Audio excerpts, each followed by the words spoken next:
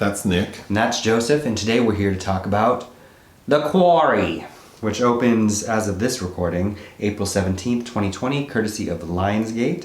It is the sophomore feature of Scott Teems, the indie director who did That Evening's Sun, starring Hal Holbrook in 2009. It was supposed to premiere, like his last film, at the South by Southwest Film Festival in 2020, which of course was canceled due to the coronavirus.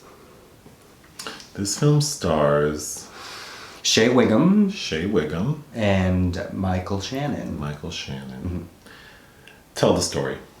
Mr. Whigham plays a man who is about to be exposed for a crime he has committed by a priest played by Bruno Bichir, the brother of Damon Bichir, and an alcoholic. And Shea Whigham murders him and decides to take his post in a small rural Texas town.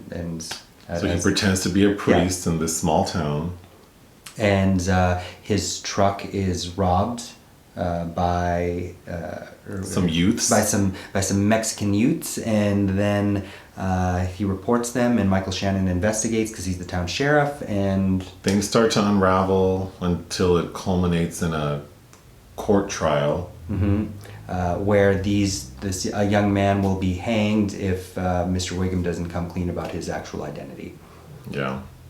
I'm not very enthusiastic because this film, I don't even want to say it's bad. I'm so confused and / offended. Okay, so it's based on a 1995 novel by Damon Galgut, which is originally set in post-apartheid South Africa. So Mr. Teems relocates it to, I'm guessing, modern day I don't even know where to rural begin. Texas, because it's very hard to, based on time and place in America, it's very hard to just take over somebody's identity, and there are several indications that this isn't set in contemporary America. But I assumed it was set in like the 60s. No, I don't think that far. But I don't know.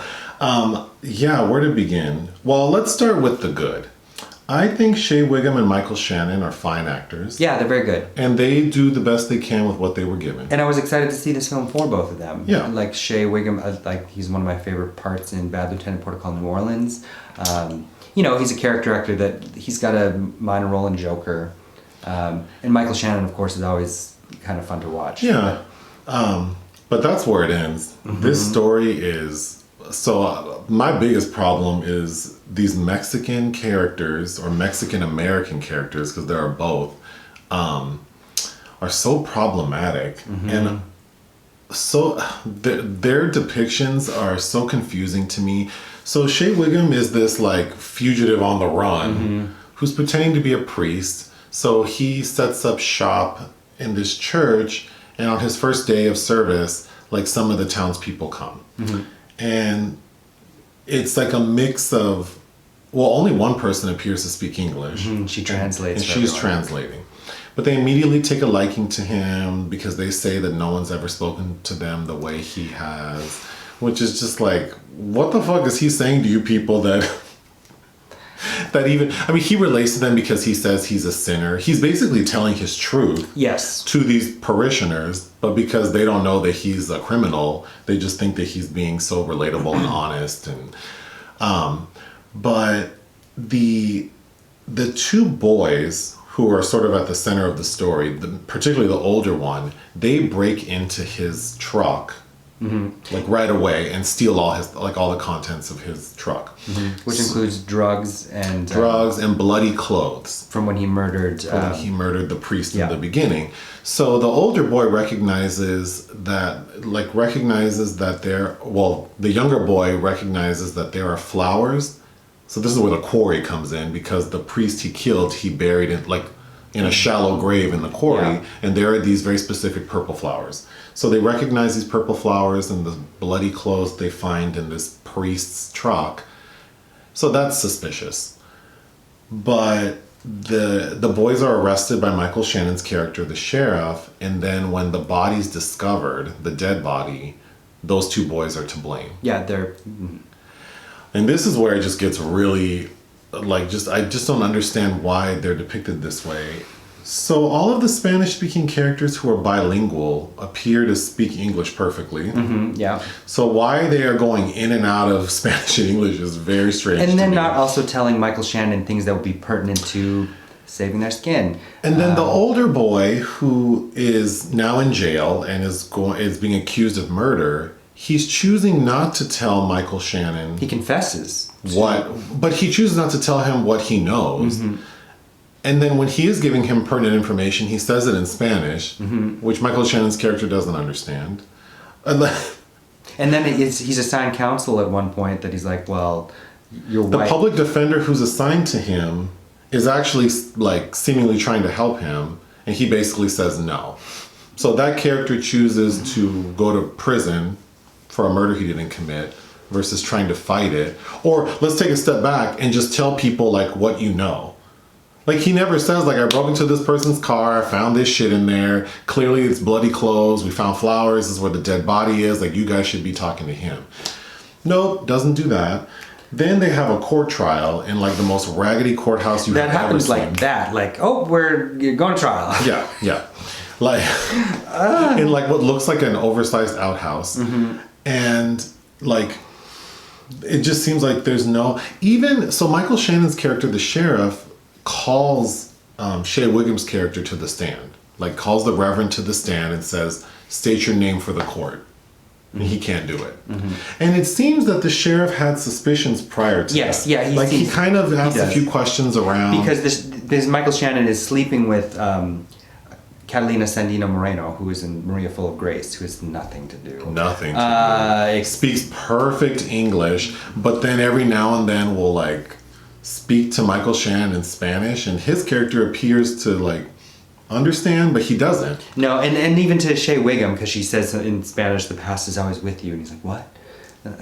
Which of course. And there's a point where she talks about like not knowing Mexican hymns. No, his character says, do you know just Mexican hymns or American hymns? Like, what? And then she says that her dad only wanted her to know American hymns so she wouldn't be so Mexican or she would fit in. Just like outrageous, especially considering like this woman sounds like she was born and raised in like Sherman Oaks. I don't know like what's happening. But yeah, Michael Shannon's character, the sheriff, doesn't really like in the court trial when Shea Whigham is like having a hard time even stating the name he gave them because it's a lie. He assumed the identity of the priest he killed. They don't really question it. So then it's at that point at the end of the film that the older boy who's on trial for this murder he didn't commit, he has a shank. He stabs one of the like court office, like the bailiff, or I don't know who it was, runs out of the courthouse, escapes, spends the night in like a boat. Shea Whigham's character also decides that he's going to escape the town, so he happens to get into the same boat. Get it? And then the final scene is them kind of like going down the river. The boat stops. Shea Whigham's character discovers this boy on the boat, and the boy kills him. But before the boy kills him, Shea Whigham's character admits to the crime. So it's like, so this boy, it's just like at no point did it occur to him that he should maybe like go back and tell them what really happened. Because he's leaving behind his brother, who he seems to care so much for, but you don't seem to care that you're going to leave him alone. And the final scene is, what's the lady's name? Catalina Sandino Moreno. Their older cousin and the younger brother walking down the railroad tracks with one suitcase. Like, where the fuck are they going? Back to Mexico? Albuquerque? Who knows? Like, I don't know where they're going. This story is so dumb, and I didn't know it was based on a book, but now that I do... But it's based on a book that's very particular to another place and time. Time and region. And, like, a social, like... And they're trying to... You know, you can't really, like, apartheid... Because I didn't know it was based on a book, and as I'm watching it, I thought this would make a good book. Because Shea Whigham's character, really, the story should really be about his internal struggle, like his guilt. And we kind of get that because he kind of has like hallucinations or dreams of seeing the man he killed. That is what to me is the most fascinating part, and I'm sure the book demonstrates that much better.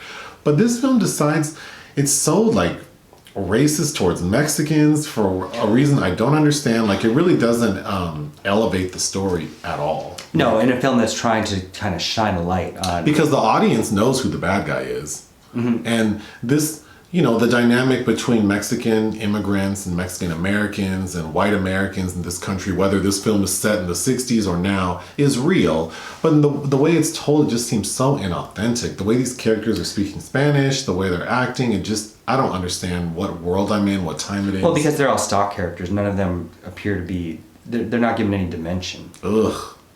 You know, this is a scenario we've seen before. Somebody pretending to be a priest or a pastor. Like, there's often in comedy, there's We're No Angels. You can even throw Sister Act in there. Night of the Hunter, Elmer, Gantry, which... Yeah, or Poland's Oscar submission last year, Corpus Christi. That's the crux of that film as well. As somebody that's pretending to be a priest and really, you know, engaging in social change in their community when they're not even, you know, technically trained. But the last thing I want to say is I'm getting really bored with all these thrillers that are not thrilling. All these thriller drama, they're not thrilling. This film's not thrilling. There's no suspense. The drama, it's like these characters are so flat that it's like I don't care about a single character. Because even the boy who's falsely accused of the murder, he's so damn dumb that like the way he's presented and characterized, it's like, well, who gives a shit about him? He doesn't care, so why should I care? So it's like this film is not dramatic, it's not thrilling. It's dry as hell. Yeah. I'm just kind of bored with all these, like... I don't know. And then it has source material. Yeah. Like, clearly there was an idea, a good idea somewhere, and they couldn't even... You can't even take something that isn't from scratch and make it interesting. Yeah, I would give this film 1 out of 5 stars. I concur. Do you have anything else? No. All right. Bye. Bye.